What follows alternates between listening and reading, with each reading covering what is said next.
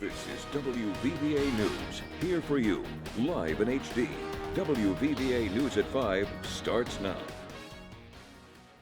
We, the jury, find the defendant, Travis McMichael, guilty. We, the jury, find the defendant, Travis McMichael, guilty. The verdict is in, and it's guilty for 3 men charged in the shooting death of 25-year-old Ahmaud Arbery. And AAA is forecasting a busy Thanksgiving, predicting more than 53 million Americans to hit the road, with more than 48 million projected to travel by car and more than 4 million by air. And those traveling by car are feeling pain at the gas pump, with gas now averaging more than $3.30 a gallon. Plus, we've been sunny and dry today, but how does the weather look to hold out for Thanksgiving itself? I'll break down that holiday forecast. Good evening, and thank you for joining us. I'm Melinda Zosh. The holiday season means holiday travel, and many motorists this year are paying extra at the pump as they fill up. Our Glenn Kittle is live from the Shell gas station in Bluefield, Virginia to tell us more. And Glenn, I have 2 questions for you. First, how much higher are gas prices this year compared to last year? My second question is, what is the average price of gas per gallon right now? Hey there, Mel. As of this time last year, gas prices are 62% higher than then, and the average price for a gallon of gas in the U.S. is $3.40 a gallon. Although it may not be fair to compare gas prices to last year since we were in the height of the COVID pandemic, but a gallon of gas is also 32% higher than 2 years ago before COVID hit. AAA estimates 48 million travelers on the road this Thanksgiving holiday. And we spoke to some of those travelers today who told us how these high prices are affecting their holiday plans. I own a trucking business, and that's hurting us a lot, actually. Diesel's outrageous, it's through the roof. It's cost of labor is going up, so these prices are not helping businesses at all. Especially Christmas shopping. I'm expecting twins any day now, and I got 2 daughters already, and it puts a little damper on your Christmas shopping and, traveling. It just takes a lot out of you, you're a working man,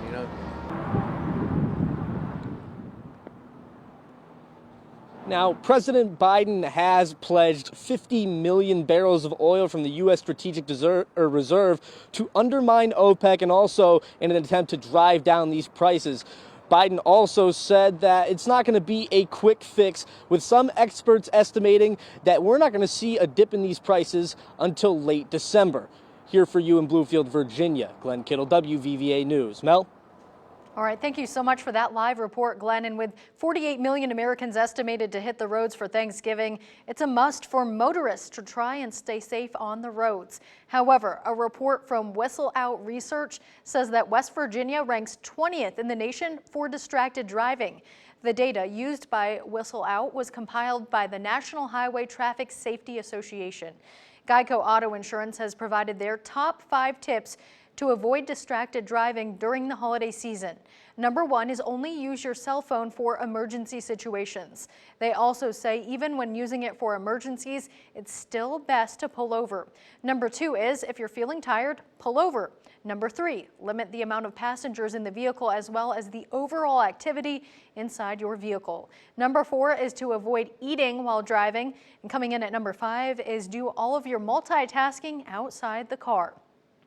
Some traffic trouble on Interstate 77 through Beckley is fixed. After years of driving through road work, narrowed lanes, and other holdups, we can now report the Beckley widening project is nearly complete. And this is just in time for one of the busiest holidays of the year. It was the first project to be rolled out under Governor Jim Justice's Roads to Prosperity program. With the intersection of 64 alongside the interstate, the 8-mile stretch is one of the busiest in the entire state, with 18 million transactions a year. This project adds a 3rd lane to both the north and southbound lane. This eliminates some of the major chokeholds when there is an accident or lots of travelers on the interstate. We're all out on the road, making sure that traffic's flowing smoothly. We've got our courtesy patrol out, our state police troop 7, extra toll booth workers and flaggers positioned at each toll barrier, ensuring that the traveling public has a smooth and safe ride here on the West Virginia Turnpike. While the widening part of the project is finished, crews will complete paving on the project in the spring. Turning to the weather now, temperatures have been a little more comfortable today, so will we continue to warm up into Thanksgiving? Let's check in now with Chief Meteorologist Catherine Thompson for the latest. Hey, Catherine. Hey there, Melinda. The good news is we will start to warm up a little bit more into Thanksgiving, at least by a few degrees tomorrow. The only catch, we are expecting eventually a cold front to come in, but it doesn't look like it's going to arrive until tomorrow night. So we've still got a few more hours anyway. Tonight, most of tomorrow, that we look pretty quiet. Highs today, again, have been in the upper 40s and low 50s for most. You can see a little cloud cover out there on our pipe stem camera, but overall, it's actually just a nice looking sunset, and we should stay mainly clear aside from these high clouds every once in a while overnight tonight. Now, it still will be pretty chilly tonight, not quite as nippy as we were this morning. A lot of us woke up this morning in the teens, if not the low 20s. Temperatures right now are dropping with the sun going down. We're in the 40s for most now, and we will hit the 30s in most spots overnight, if not the upper 20s. So right around freezing for most. Now, our satellite radar, again, just showing some clouds. We'll continue to see those build in, especially as we head into Thanksgiving, but we should stay dry again the rest of this evening and most of the day tomorrow. We're just going to see a lot of clouds move in for the Thanksgiving holiday. We should be mild, though. Temperatures should make it into the 50s. We could even have some low 60s on the board at some of those lower elevations. By the evening, though, especially by 5, 6 o'clock and after, we're going to start to see some showers, and there could actually be enough cold air for some snow on the backside of the system. Quite a wintry Black Friday on the way. I'm going to break down that full forecast in just a tad, but at least we don't have to worry about anything in the tropics. We're pretty quiet right now. It's hard to believe, but on this day in weather history, there was actually a major Category 2 hurricane in the Pacific, and it actually brushed Hawaii, causing millions of dollars in damage, a 6 to 8 foot storm surge, major shoreline erosion, and at the time, it was the first time that Hawaii had been hit by a hurricane in 25 years. So luckily, we don't have anything like that on the way. Melinda? All right, thank you, Catherine. A jury in Brunswick, Georgia returned guilty verdicts today against the 3 white men charged in the shooting death of Ahmaud Arbery, a 25-year-old black man. Travis McMichael, his father Greg McMichael, and their neighbor William Bryan were each found guilty in the case. The McMichaels and Bryan tried to stop Arbery and question him after they spotted him running through their neighborhood.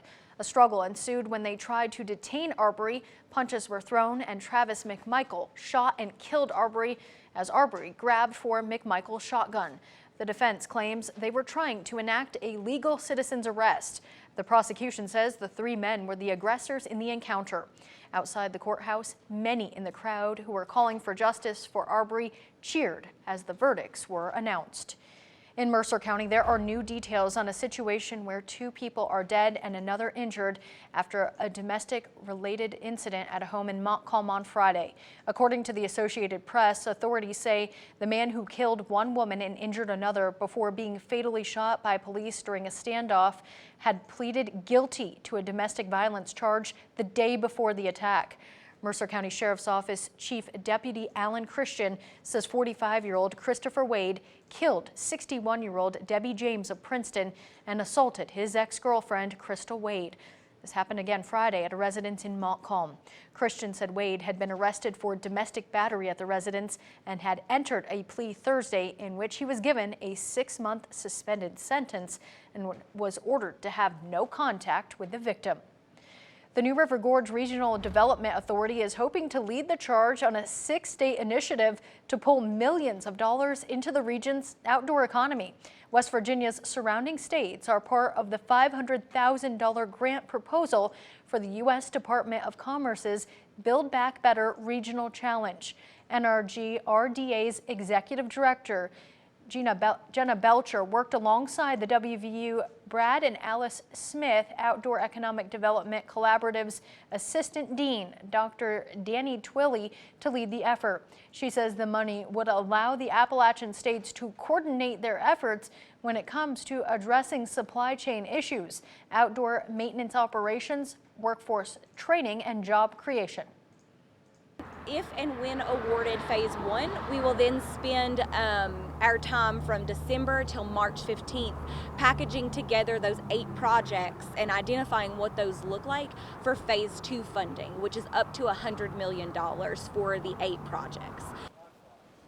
Belcher also credits the Appalachian Regional Commission and co-chair Gail Manchin for help spearheading the application. Today, in Governor Jim Justice's press briefing, he announced more than 90 West Virginians have died since the last briefing, which was last week. Justice addressed the plateau of COVID vaccination rates in the Mountain State since the end of the Do It for Baby Dog competition. Governor Justice says that we need to keep those vaccination numbers up until we see the emergence of an antiviral pill. Any and everything we possibly can to get more people across the finish line. We're hopeful, we're really hopeful that there's going to be a magical pill come along, and I've said it over and over, that all the vaccinations are doing is giving us time so the scientists and the doctors and the really smart people can figure it out. As of right now, both Pfizer and Merck are pushing for emergency authorization of their antiviral pills. The FDA is set to meet with them on November 30th. And Governor Justice posted on his Facebook page that there is now a Do It for Baby Dog Round 3 competition. Registration is open now for kids ages 5 through 18. There are 25 prizes of $10,000 for educational savings funds, 100 lifetime hunting and fishing licenses, and there will be one grand prize of an educational savings fund and one grand prize of a check and party for a school. For more information, you can go to this website, doitforbabydog.wv.gov. In Bluefield, West Virginia, a football player from BHS is making his bid for the Great American Rivalry Series Hall of Fame game. Ethan Spangler is an offensive and defensive lineman for the Bluefield Beavers. He is in the running to participate in this prestigious game, which features players from high school football rivalries across the nation. Spangler says that he's worked hard for the opportunity to play on the big stage. It was just all the hard work, the motivation for my teammates, my coaches, and my family. It's just all those put together. I was surprised. I didn't think I would be the one to win it, but here we are. To vote for Bluefield High's Ethan Spangler and Graham High's Ben Morgan, you can visit GreatAmericanRivalry.com to help them get into the Hall of Fame game. Voting ends December 14th. Coming up, Christina Cass joins us next with a new edition of Medical Minute. And if you're a coffee lover, there's a story you won't want to miss. And later, a local organization continues a holiday tradition. It's done for decades. We'll have these stories and much more just ahead.